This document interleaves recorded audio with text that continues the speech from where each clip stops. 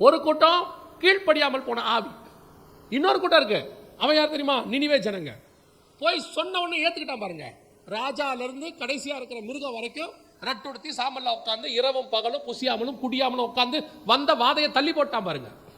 எதுக்கு உங்களுக்கு சொல்றேன்? ஒன்னு கேட்கிற கூட்டம், இன்னொன்னு அசட்டை பண்ணுகிற கூட்டம். உலகத்தாரை விட்டுருங்க. உலகத்தாருக்கு டிவியில் சொல்லியாச்சு, ஐநா சபை சொல்லிருச்சு, யுஎன்ஓ சொல்லிருச்சு, அது அவங்க பாடு. சபைக்கு ஆவியானவர் சபைக்கு சொல்லுகிறதை காது உள்ளவன் கேட்க கடவன். சபையில் இருக்கு. சபை காது கொடுத்து கேட்கணுமே. கடந்த 20-25 வருஷமா சபை இந்த பாவத்தை குறித்தும் நீதியை குறித்தும் நியாய தீர்ப்பை குறித்தும் கேட்கிற இடத்துல இல்ல. ஏன்னா அதான் ஆவியானவர் பேசுறது. பைபிள் சொல்லுது யோவான் 16 அவர் வரும்போது பாவத்தை குறித்தும் நீதியை குறித்தும் நியாய தீர்ப்பை குறித்தும் உலகத்தை கண்டித்து உணர்த்துவார். இதுதான் இருக்கணும். ஆனா கடைசி 20 வருஷமா சபை இந்த 3 பிரசங்கத்தை விட்டு போயிடுச்சு. கேட்கிற இடத்துல இல்ல. நீங்க இந்த 20 வருஷமா நீங்க எதுல இருக்கீங்கன்னா ஆசீர்வாதத்துக்கு பின்னாடி போயிட்டீங்க.